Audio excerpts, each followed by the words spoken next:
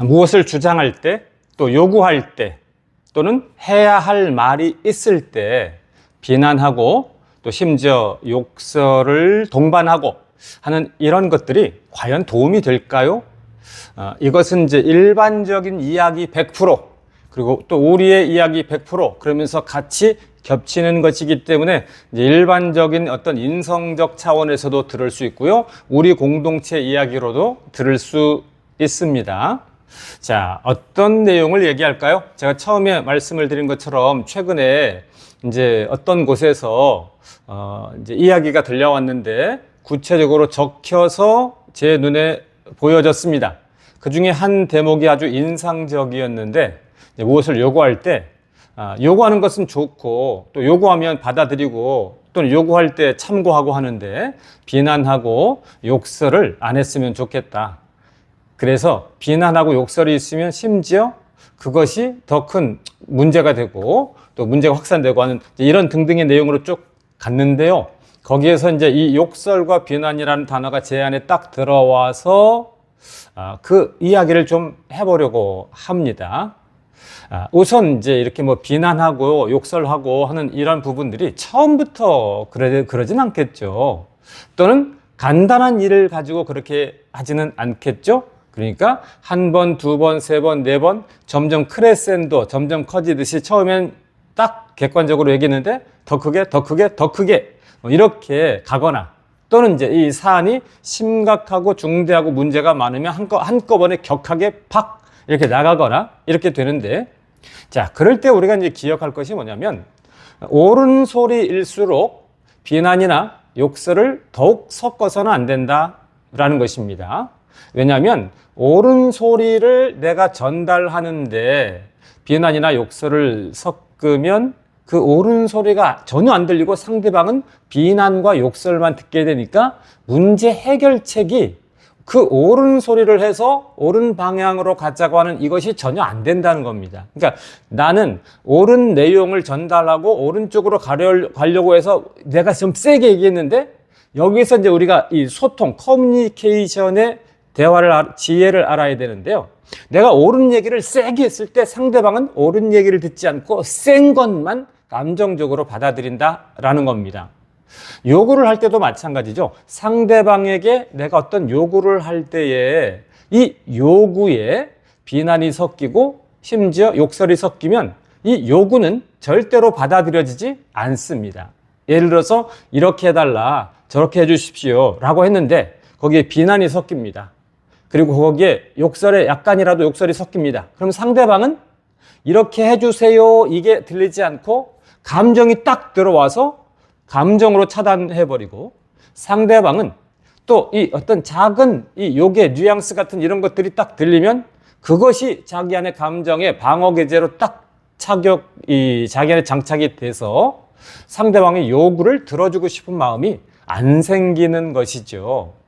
그래서 정리를 하면 이 비난과 욕설 또는 욕설과 비난은 해결할 수 있는 도구가 아닙니다. 반대로 이를 더 확대하고 이를 그르치고 확전시키는, 그러니까 말하면 확전이라는 말은 더 크게 만드는 이런 것인데요. 전쟁으로 말하면 전쟁이 확대되는 이런 것이고 싸움이라고 말하면 싸움이 확대되는 이런 것이잖아요. 그리고 결정적으로는 그 요구하고 옳은 소리를 하는 당사자가 이상하게 보인다는 겁니다. 내가 객관적으로 정상적으로 옳은 이야기를 하고 그 다음에 요구를 하면 그렇습니까? 그렇게 하겠습니다. 지혜롭네요. 맞아요. 이렇게 될 텐데 상대방이 거기에 이 올바른 얘기를 하는데 비난과 욕설을 딱 섞으면 저 사람 왜 저래? 저 사람 진짜 안 되겠어. 그러면서 내가 스트레스 받고 내가 감정적으로 너무 심한 고통을 당하니까 오히려 이제 그 사람에 대해서 차단하고 이제 이런 식으로 나오는 것이죠. 그래서 제일 처음에 말씀드렸던 것처럼 비난과 욕설을 가지고 막 요구를 하고 그랬을 때 거기에서 비난하고 욕설을 함께 섞지 말아달라 그러면서 그것이 과하게 되면 업무 방해가 될 수 있다라고 약간의 경고성 멘트까지 섞여 있는 그렇게 되는 이유가 바로 여기에 있는 것이죠. 예를 들어 보면요, 뭐 아침에 아이를 깨울 때 저는 이제 예전에 여러 가족이 모인 자리에서 우리 딸이 아빠를 칭찬한 적이 있습니다. 어떻게 칭찬하냐면, 보통 아빠나 엄마가 아침에 아이들을 깨울 때 친구 이야기 들어보면 뭐 다 짜증내고 비난하고 심지어 어떤 부모는 거칠게 이제 욕하고 그럴 때 부모도 할 말이 있죠. 우리 처음부터 욕을 안 했어요. 한 번, 두 번, 세 번, 네 번 해도 안 일어나니까 짜증나서 욕이 나온 거예요. 이렇게 되잖아요. 근데 이제 저는 이제 먼저도 얘기했지만 항상 동일한 내용과 동일한 팩트로만 이야기합니다. 지원아 일어나. 지원아 일어나야지. 세 번째는 오히려 더 사랑스럽게 반대로 얘기죠. 볼 쓰다듬으면서 빨리 일어나. 계속 그렇게 얘기를 합니다. 제가 좀 더 수고하면 돼요. 제가 감정적으로 좀 더 수고하면 됩니다. 그러니까 감정을 쏟아내는 게 아니라 억누르면서 좋은 감정을 내보내는 것이죠. 근데 딸한테는 어떻게 했을까요? 그 둘째 딸을 깨울 때에는 제가 일어나 하면서 클래식 음악을 틀어놨습니다. 클래식 음악을 틀어놓으면 중간에 다다다다다 빰빰빰 이렇게 가잖아요. 예를 들어서 뭐 클래식 틀어놨을 때 2분 동안에 항상 다라라라리리아라라 다라 이게 조용하게만 가지 않습니다. 클래식은 조용하게다가 다라라리 빰빠빰빰빰빰 이렇게 나가고 막 이러거든요. 그래서 제가 이제 클래식을 쫙 틀어놓고 아침에 그러니까 그때 이제 딸이 여러 가정이 모였을 때 느닷없이 아빠 칭찬을 하더라고요. 가족 자랑을 할 때, 우리 아빠는 아침에 깨울 때 큰 소리는 당연히 없고 클래식을 틀어놓는다고. 제가 이 이야기를 왜 들려드리는 걸까요? 예를 들어서 뭐 밤에 자녀들에게 일찍 들어와 했는데 맨날 늦게 들어오면 일찍 들어와야지. 너 내가 그렇게 말을 했는데 왜 말을 안 들어? 이렇게 하다가 계속 그러잖아요. 근데 거기에서 우리는 격을 맞춰서 일찍 들어와라 웃고 그 다음에 또 그러면 또 일찍 들어와야지. 여기 적정에 여기까지만 해야 됩니다. 그래야 자꾸 그게 이 물방울이 춘의 물방울이 대리석에 딱 떨어지면서 계속 이렇게 파이잖아요. 시골에 기와집 가보면 이 기와 춘녀에서 물방울이 똑똑똑똑 떨어지는 그곳에 이 돌인데 이렇게 둥그스름하게 파여 있잖아요. 물방울이 바위를 뚫거든요. 그래서 우리가 꼭 기억할 것이 뭐냐면 이제 일반적인 삶에 있어서도 내가 요구하고 주장하고 옳은 소리 할수록 내가 격을 절대로 잃어버리지 않는다. 반대로 이야기하면 비난하지 않고 욕설하지 않는다. 그 다음에 이제 내가 그 옳은 소리 할수록 더 그렇게 한다. 이걸 기억해야 됩니다.